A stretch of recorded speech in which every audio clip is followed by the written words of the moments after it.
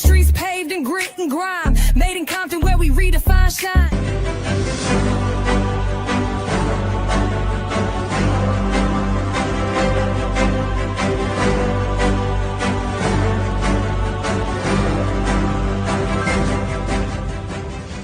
The package open, gotta free it in a hurry. Hey. Drop it in a seam, snap a pick and spit a bar flurry. The spinning racks need refill, but I'm really not worried. Okay. It's the most beautiful thing in the words of Keith Murray. Dipping out in a low-low and slow-mo tipping. Woo. Just one tap and it hops up like pogo sticking. This is not a put together, like Robo Chicken. Wow. Still original condition, number match, no parts missing. Right. Willowbrook and Alondra Polo right there. At the Made in Compton Store, I can get something to wear. For men, women, and children, all prices fair. Thank you. Got fresh top to bottom. And I slid up out of there, hops right back in the low-low looking like new money. Sure It's do. there all you want, but can't take none from me. Ain't none bouts this cute, sweet, nor funny. Nope. Outside in a low ride, rain, sleet, or sunny. Cool. The back window's still empty, ain't earned a plaque yet. Not a renegade rider. Hub City was set. Until next time, one thing you can bet. I'll be on my grind double time, pushing a line extra shine drips wet. And you ain't seen none yet. That was incredible. Much respect.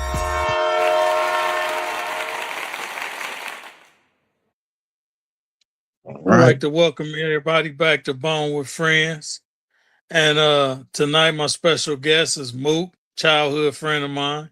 And we just gonna, do a little Q&A and really just, shoot the breeze, like, catch up on each other. Yes, What's sir. up with you, Mook? All right, what's going on, man? Just chilling, man. Another day. Man, damn, I lost today, man. That was a heartbreaker. Oh man, I don't even. You know what? I stopped getting mad. I didn't even break the TV or nothing. I just said, you know what? Another year gone. They disappointed me Man. again. Absolutely. I thought we was gonna squeeze in there because we still had a little hope. Yeah, I figured it today when I seen Dak. He was off and looking dumb. I say, yeah, another year. Pissed me off, but I don't get mad no more. I used to get pissed. I'm like, man, it's over. My girl wanted to buy me some cowboy gear today. I said, don't buy me no more of that stuff. We gotta wait to see how far they gonna go. Shit. Too much of it. Hey, look, that's crazy because one of the homies just hit me and asked me to make him another cowboy jacket because I was making them a while ago, and I told him I'm gonna go ahead and fire up that machine and start back making them. Yeah, Look, I gotta call and check on him and see how he doing. he gonna say abort that mission. Man. Yep. Hey, so we're gonna jump right in it. Man, what was it like growing up in Compton during your childhood years?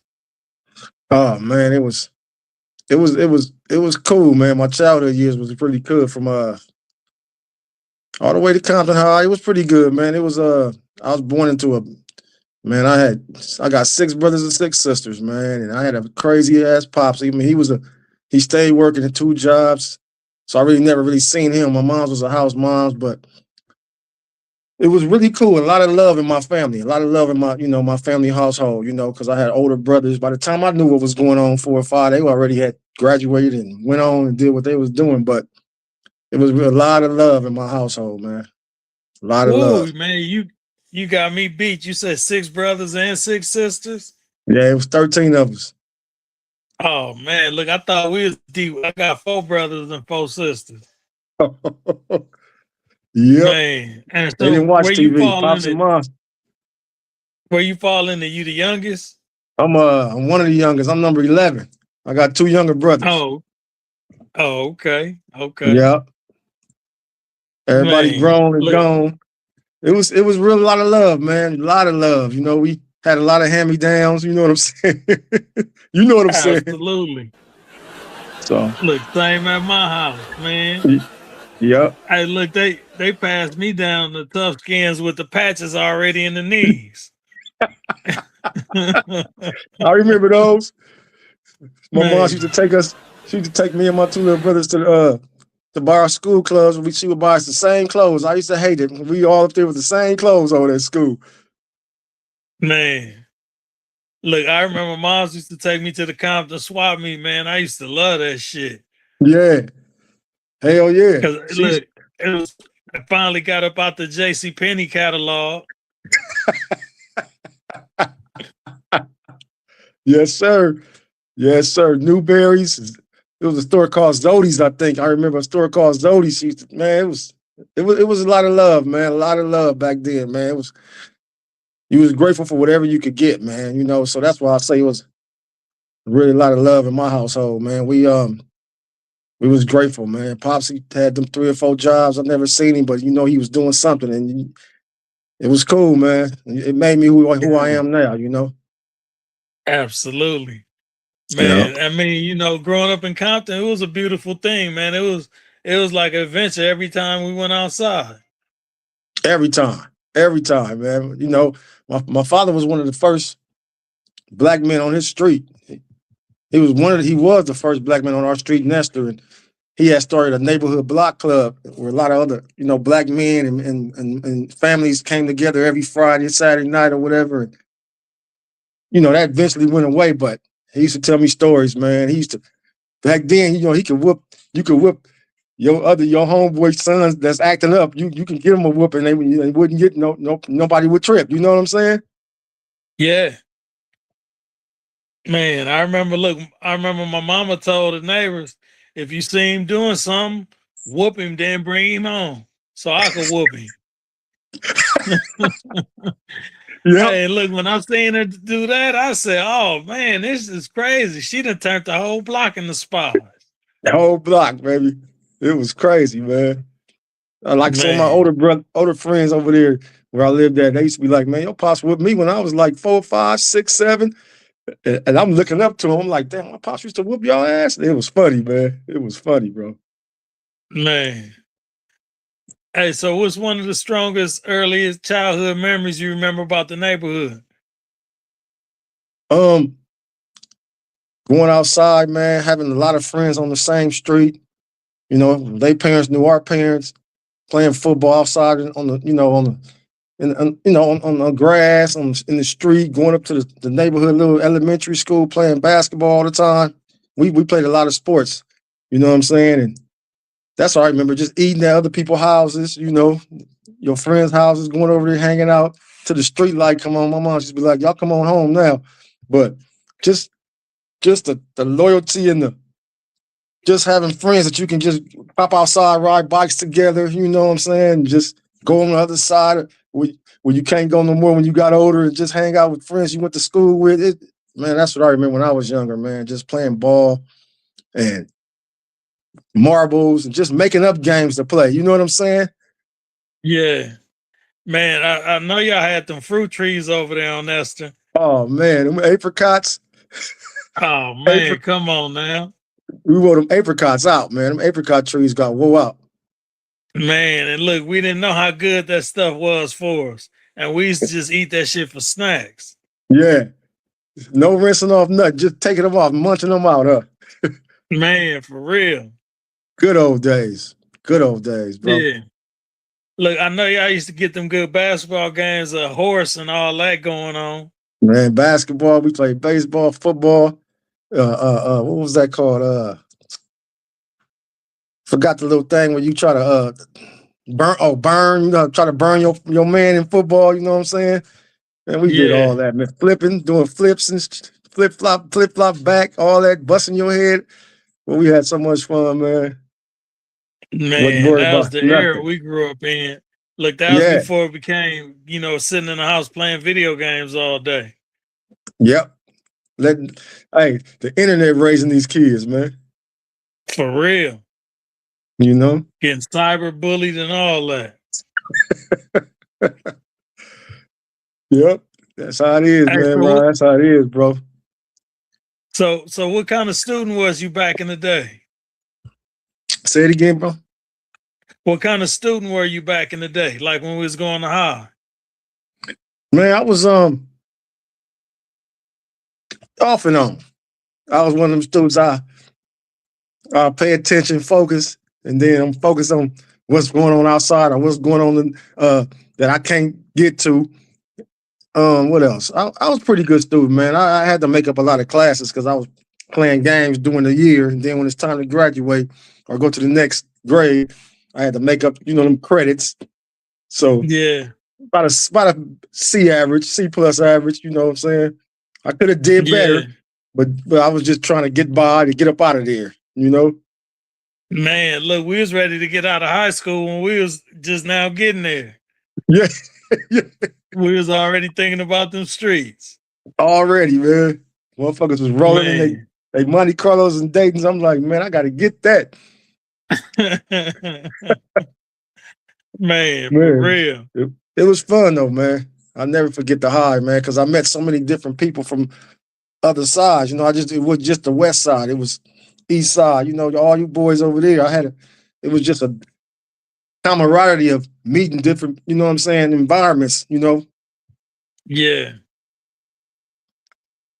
Hey, so Mhm. how did you first get exposed to the gang culture? It was in elementary school, man, in sixth grade, because I didn't know nothing about that during elementary. We just was balling. On my side where I stayed, we went to a school called Tibby Elementary.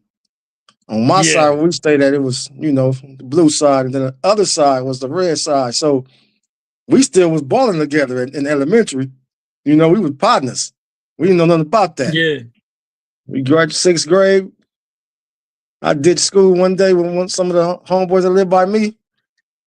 We drinking 8-ball. I'm like, this shit nasty. They like, you got to drink it like this. And all of a sudden, graduated from elementary, went to Enterprise, seen them boys I used to go to school with in junior high.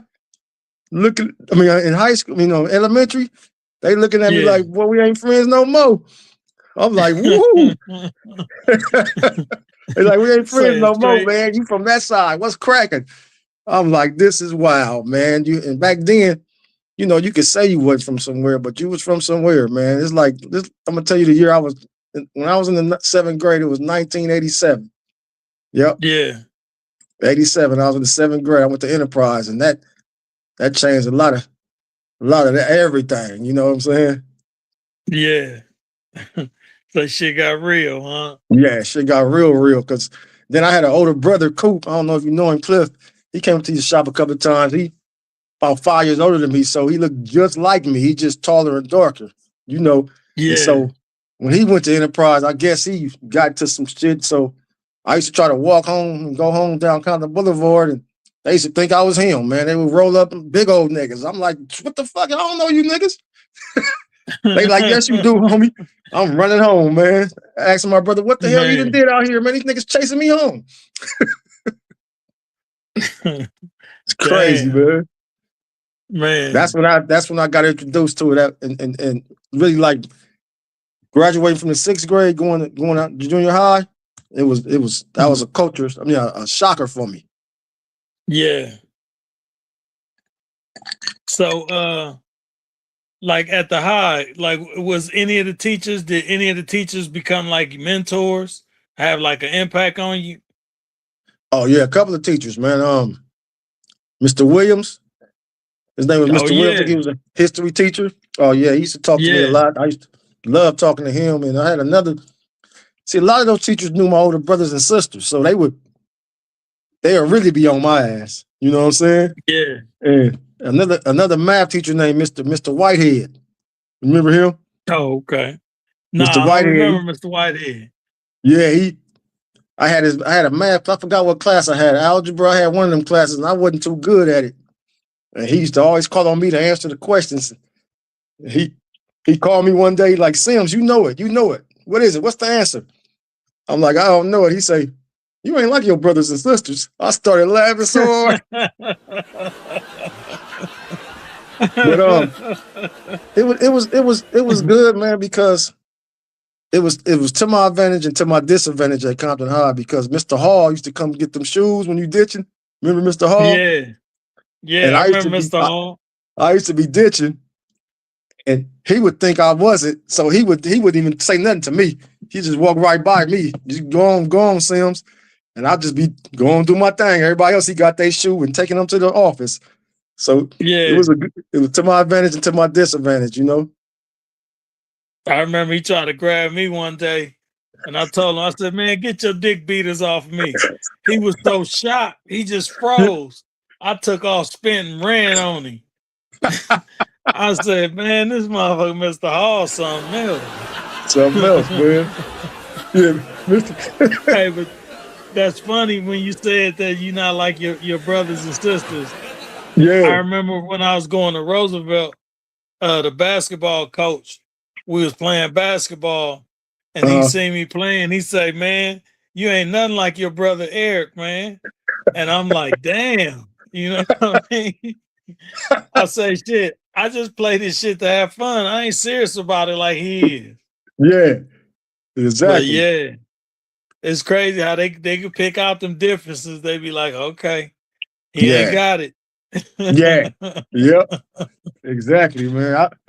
But I really, yeah, Mr. Williams, Mr. Whitehead, and Mr. Tall Webb. Mr. Webb. I used to work in the office with him. Remember Mr. Webb, a bald Yeah. head tall? Yeah, I used to work in the Yeah, I office remember with him. Mr. And Webb. Look like yeah, I Charles used to work. Barkley. Yeah, yeah. Yep. Yep. Yeah.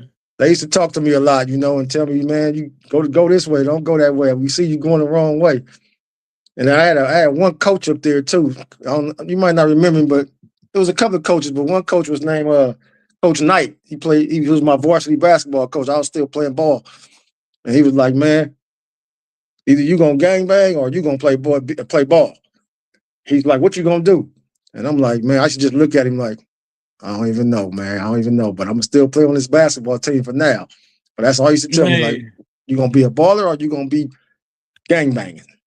And I used to just tell him, I don't know, man. And this was like 11th grade, 12th grade still, Yeah, he must have seen your potential and he was like trying to get you to make that choice. Yeah. Yep. And he knew my brothers and sisters, man. I got so sick of people knowing my family, man. I used to tell them I wasn't a Sims. You one of them, you look just like him. I'm like, no, I ain't. I don't know what you're talking about. So they hold you accountable when they find out what clan you belong to. Oh, yeah, man. Hey, man, every school I went to, they knew my family. And in my elementary school, we lived 2 houses from the elementary school, Tibby. So my mom, she was a house mom. So she'd be, man, I did something one day in class. That teacher called my mom's. I'm playing on recess. I come back in from recess. I said, damn, my mom's sitting right next to me looking at me. I'm like, what you doing up here? She's like, yeah, she called me. I'm gonna sit up here with you all damn day today, brother. I couldn't believe it. So she could get up there so quick. Yeah.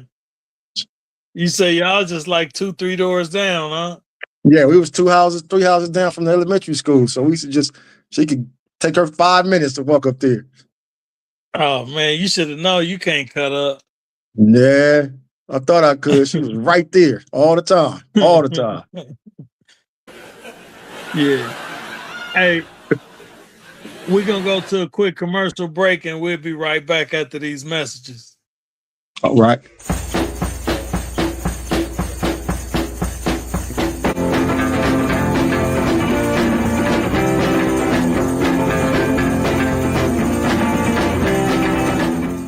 Got me in my feelings.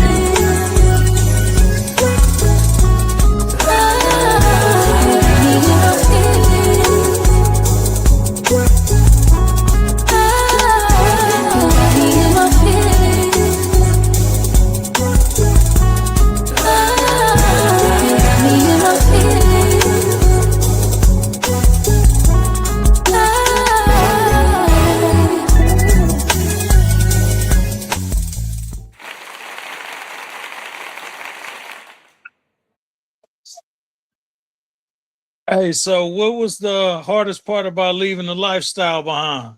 I mean, the gang life. Yeah, the hardest part was because I don't even call people friends no more. I call them associates because you don't really get to know nobody really until you need them. You know what I'm saying? But the hardest part for me was, man, just leaving like people I cried for. You know what I'm saying? Cried for and gave my heart out to them. Because like I say, I was raised with love. So if I considered you my friend or associate, I loved your ass. You know what I'm saying? To death, I would do whatever I could for you.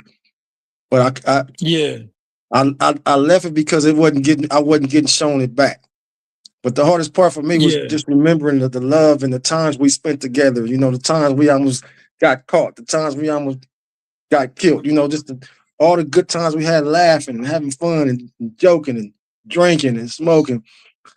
Yeah, I miss that. It was really hard to just shake that. You know what I'm saying? Because I was used to doing that. You know. Yeah. Absolutely, man. That you just hit a soft spot, man. That's the same things I miss about the life. You Yeah. know, it's them old connections and them old memories, but you got to leave them where they at in the past. Yes, sir. Yes, sir. Yeah, what did Just growing up woke in up. Compton teach you about? What did growing up in Compton teach you about strength and survival? Growing up in Compton taught me about strength and survival is that you know that it's rough growing up in Compton, man. You know, because we didn't have a lot, we didn't have much, you know. So whatever you got, you had to cherish it. You know what I'm saying? And what taught me about strength is just what I didn't have. You know, what I wanted to do, and what I was trying to look for and get to. So I had to have that strength to hold on to when I was able to, you know what I'm saying, be able to put my hands on what I wanted to get to and get. And surviving was wild because you had to, it was one thing, if you grew up in Compton or you grew on these streets because you always was looking out for yourself. You always was looking at everything moving around, paying attention. You know, you always had to. Any car, anybody walking up, the police, you had to pay attention, man. That's what really I learned from there, man, is paying attention, bro, and listening. You know what I'm saying? I used to always listen to a lot of older folks. I like to hang around older folks because I like to hear what they talking about because I get a lot of game. I wouldn't really talk too much. I would just listen, man. I got a lot of game from a lot of people just listening, man. Yeah, absolutely. Yeah, And that's the way I was. I was like the fly on the wall, sponge and everything. everything about Man, for everything. real. Especially when dudes that I really respected was talking. It was like, man, I need to hear what he talking about because I respect how he moving. Yeah, yeah. You talking about something? Talking about something I need to know about. Absolutely. Keep me going. Give me a buzz. Just man. I used to watch people. I used to watch the homies how they get down, how they move. You know how they walk, all that, man. Yeah. Hey, so how do you stay motivated and keep moving forward and avoid falling back into old habits?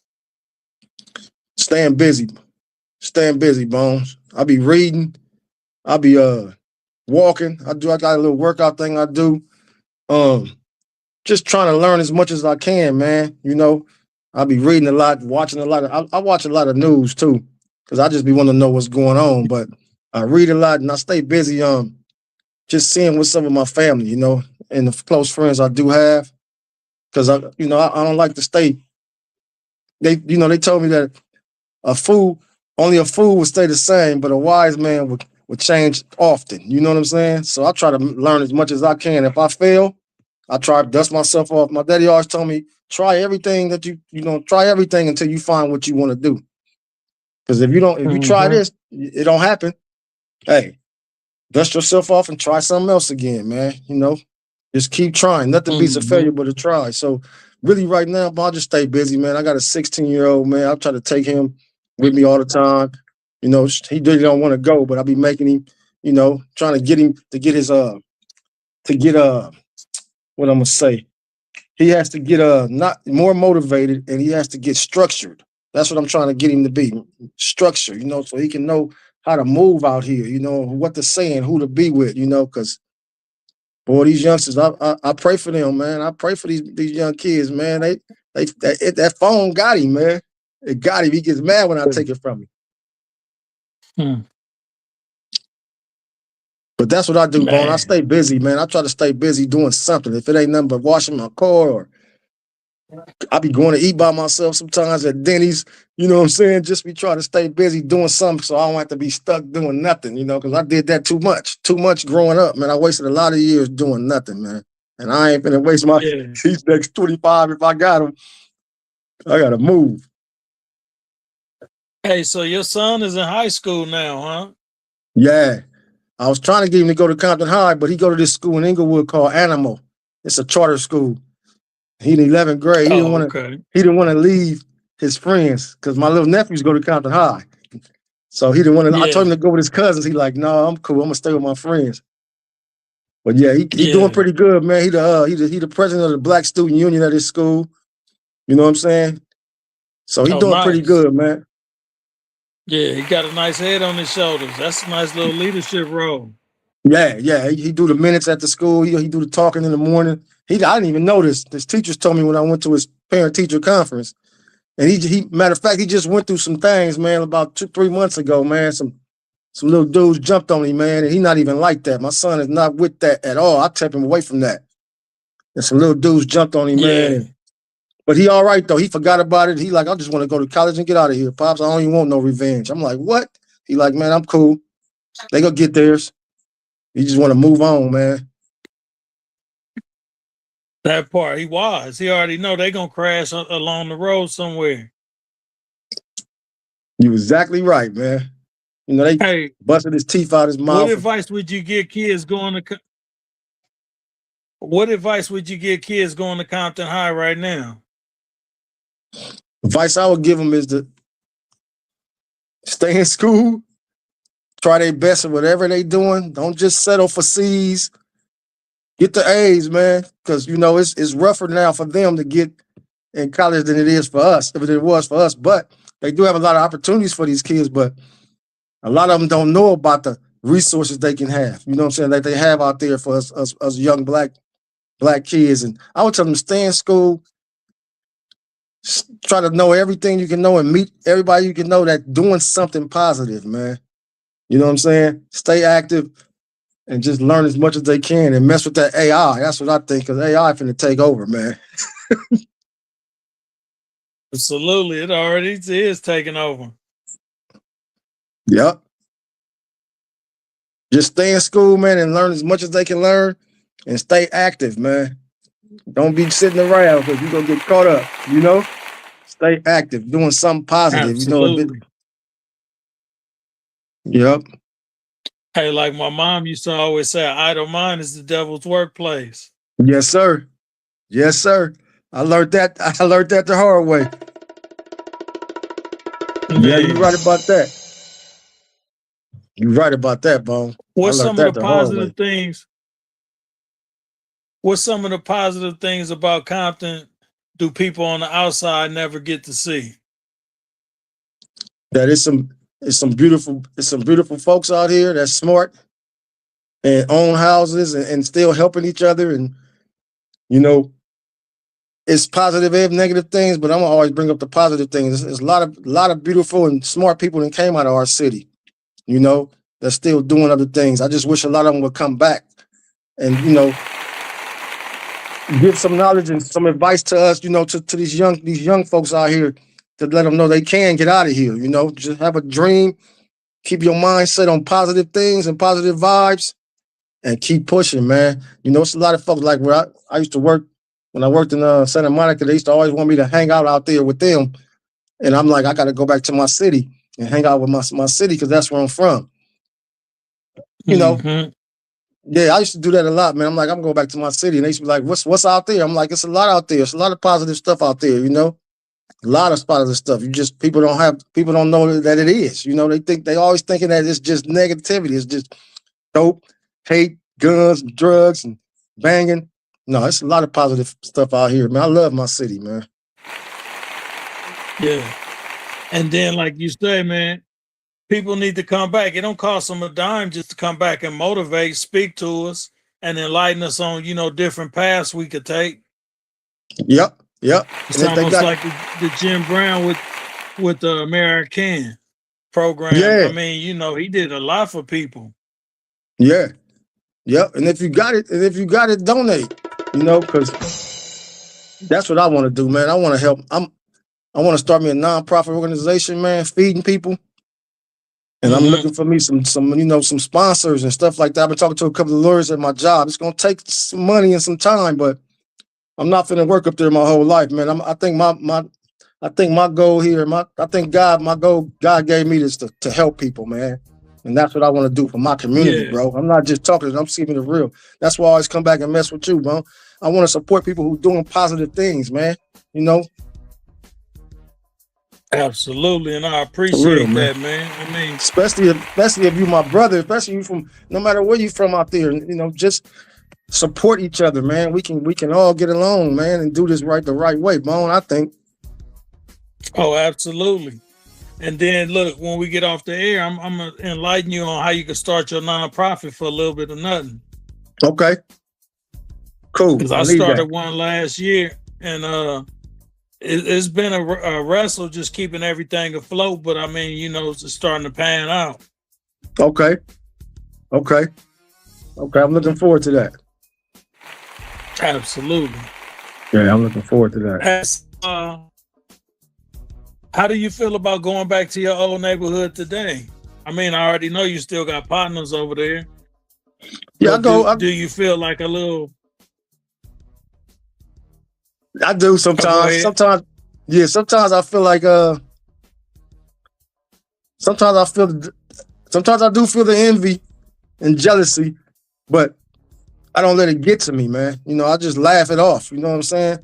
I go back there with love, if I got it, I share the love, the wealth, if I got it. I'm always over there anyway because my mom still live on the same blocks. She one of the only black women still living over there. There's a couple of patches, but most people that moved out. And you know who came in. So my mom, we're gonna keep our house. We're gonna keep our house. And my sister, she take care of it. She got dementia. She 85, but I try to go out there as much as I can. I live right here in LA, but I try to go out there as much as I can, bro, because I try to cherish every moment, man. Every moment we have on this earth. Absolutely. That's why I wanted to do this. And I wasn't scared of nothing. I wasn't saying, oh, I ain't gonna do this. I couldn't wait to do this, Bone. You know why? Because I feel like I'm giving back to my community. I'm giving back to my big homie, which is you. I feel like I'm not just giving back, but a part of what you got going on, Yeah, and then it's the youngster out there listening that need to hear this. I mean, he need to hear from some OGs that it's cool to get your life together and get you a job and get out the neighborhood. Yes, sir. Yes, sir. I spread that all the time, man. Especially if you're healthy, you got your right mind. Man, there's so many things you can do out here, man. You just got to do it, man. You got to just say, fuck it and do it, man, and try it. You don't get it, dust yourself off again and try it again. Like I said, Yeah, absolutely. And then I see now it's really like the trades is paying off better than even going to college. Yes, I sir. mean, it really, you just pick up a trade and then that's something that could take care of you for the rest of your life. Yeah, that air conditioning and refrigeration is a nice trade. Oh, absolutely. Yep. Yeah, I got another partner, Fabian, that's into that, man. He say he do real well. Yeah. Yep. My little nephew, my uncle doing that, man. They got their own little business now. There's a lot of trades out here that you didn't think was gonna make no bread. Like, remember what we had wood shop? Did you have wood shop? Yeah, I had wood shop. I had music class. I got a little brother, man. I'm so mad at myself, Bone, because my mom made all of us play an instrument at Tibby. My whole family, you had to play an instrument. I hated carrying it. I didn't want to carry nothing. I wanted to be cool. My little brother, man, he played the violin. I stopped playing that trumpet when I got to Enterprise. My little brother started playing the violin, my youngest brother. This dude, man, makes so much money playing that violin. And he played the piano now. He do videos. He in music. He got his own choir, his own quartet. He ain't even got to work, but that boy make money with that instrument. Man, nice. Congratulations to him. Yeah, I wish I could have kept playing that trumpet. I told him, man, I'm gonna start playing that trumpet, man. I might do some little solo things or something, man. Man, absolutely, man. Look, you could have been the Kenny G. The black one. Yeah. Yep. Gotta just try everything, man. Absolutely. Like they say, while we here, we got to figure it out. Yep. And spread the love, Hey, man. what are some of the biggest operational challenges you face overseeing day-to-day functions at the law firm? Um, some of the biggest ones is just making sure everything, the operation go smoothly every day, because it's always like, and then multitasking, because you always got pop-ups. They always have pop-ups where they want us to do something real quick.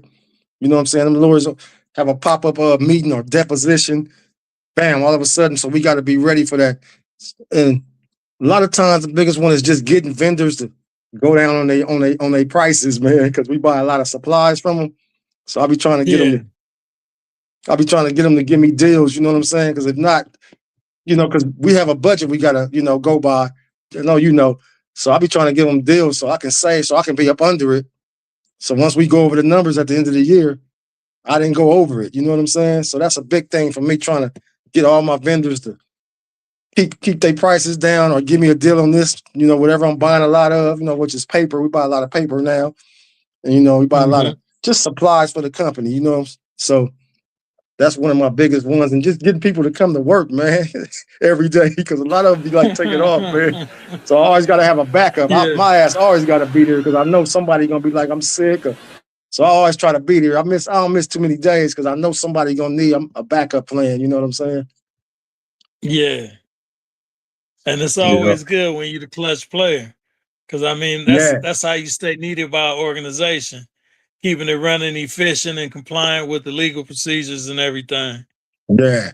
And willing to do overtime because they pop up with these last minute trials. And we having trial tomorrow, so we got to stay there and make sure they get all their notebooks and shit together. You know what I'm saying? And make sure they got all they records and stuff. Got to go get all that and make sure they get it all together to get ready to send to the judge. It's wild, man. Yeah, man, and that's a beautiful thing, man.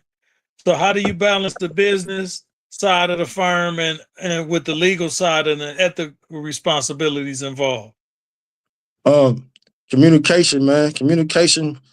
Having meetings with my staff at least once a week, sometimes twice a week, just to make sure everybody gonna be there or what ask them what they got planned, what do they have going on today.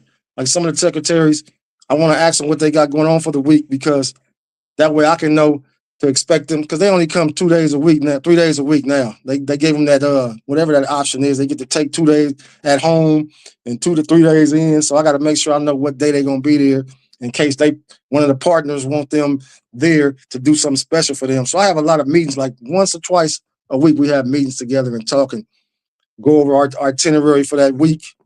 What meetings we have, and a lot of it's dealing with the calendar. And we all have to have the same calendar, and so we can know the different times of meetings and who's coming in this day, what client is coming in this day. So a lot of it's communication and meetings and calendaring, man. That calendaring is wild, man. You got to know what's going on. Man. So that's All right, that's we're gonna go to another commercial break and then we'll be right back with a few more questions. all right. Oh, this is like music to my ears. Compton in the box. Yes, Compton in the box comes in basic, custom, and deluxe. Come on now. Basic, 132 value for only $39.99. Come on now, stand on business. This is a great deal. I can't shake it. You see me? Imagine 4 shirts or 4 hats, $39.99 plus tax and shipping if you live out of state, and just imagine all of the combinations, all of the t-shirts. Yes, if you need to call, you need to get your box built, custom and deluxe, all right. If you're calling for basic, just know that we're going to send you scheduled t-shirts.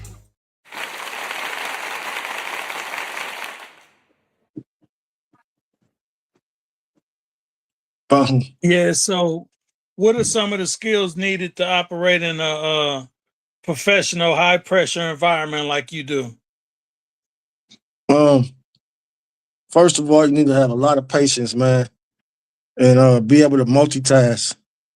And this one thing I had to learn is like, don't let somebody tell you, because these attorneys, I'm gonna tell you, they'll say some shit that just come off their head. They don't even know that they disrespecting you.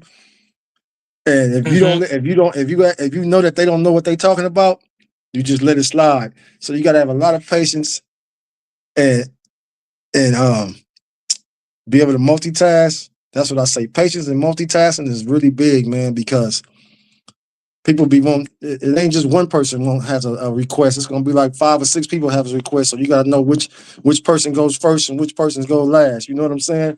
Which is the most important task and which is the last task, you know, that can wait. And just having a good attitude, man, because a lot of folks look at your personality and try to judge you on that. So you just laugh and keep on going, man. That's what I try to do, man. Because it's only 8 hours or 9 hours. That's what I look at it as this.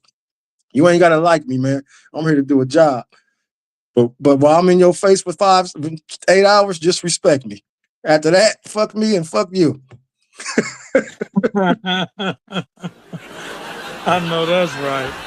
Yeah, I don't let nothing get to me, man, because, man, you can flip. You know, I'm the only black dude in my job, and I know they some kind of racist, but I don't let that get to me, bro. Long as while I'm in your face, respect me. After that, you ain't got to say nothing to me, man. That's it. I'm here for this paper. Yeah. Hey, we're gonna go to another commercial break, and then I'm gonna come back with the final thoughts. All right. Hey, it's Teddy G, your friendly neighborhood bear from the Made in Compton store, here to spread love and good vibes.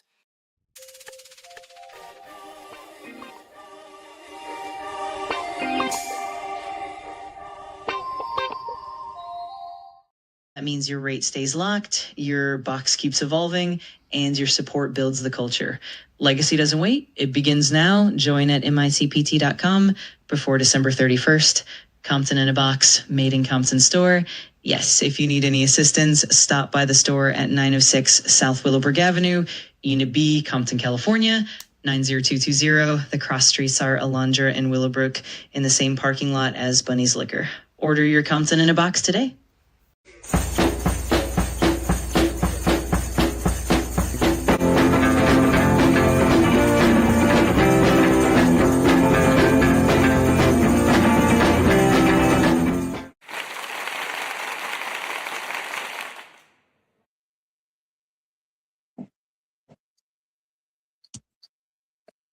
Yeah. Back at it. So how you liking the Compton in the box? How that's working out for you? Love it. Love it, man. I want to tell everybody out there, man. They better go and subscribe, man, and support Mako, because, man, you're doing some good things, man. It's some nice apparel. I love it, man. My brother want one of them jackets so bad. I'm gonna have to get it for him for Christmas. That Compton Airport jacket. Oh, nice. Yeah, he want that bad. Yeah, Dice just came. He had got the camouflage Laker coat, but he came and traded it for the all navy Compton Clipper jacket. He was Oh, okay. happy for that. He was Yeah. like, "Yeah, that's what I want right there." Yep. I gotta go. I gotta come up there in a minute because he want that. My brother want that Compton Airport jacket bad. Oh Do yeah, you your got the? anniversary day coming up. I say your anniversary day coming up. Oh yeah, it is. What day is it? I gotta look it up again. I think it was the 17th or the 18th. Okay. All right. I'm gonna talk to you at the air about that too. I need to ask you a couple of questions about that. Oh, okay, for sure. Yeah. And you got the deluxe, so you get to pick out whatever you want. Okay. So we'll pull it out, put it to the side, or you can just come in there and you can shop up 215. Okay. For sure. Good looking. Absolutely. And likewise, man, I appreciate you for signing up. Yes, sir. Yes, sir. Yes, sir. Yeah. All right. So I'm finna do the final thought and then we're gonna go ahead and close. I mean, I know you gotta get up in the morning. I know I gotta get up in the morning. We both Yes, got, sir. you know, things to do, responsible individuals. Yes, sir. Appreciate you, man. Appreciate you. Man, I appreciate you for coming on the show, man. I mean, it was enlightening. Yeah. I really enjoyed it. All right. Psalms 34:18. The Lord is close to the brokenhearted and save those who are crushed in spirit. I got a short story. Marcus had been going through the hardest seasons of his life. Work was slow, money was tight, and the weight of disappointment felt heavier every day.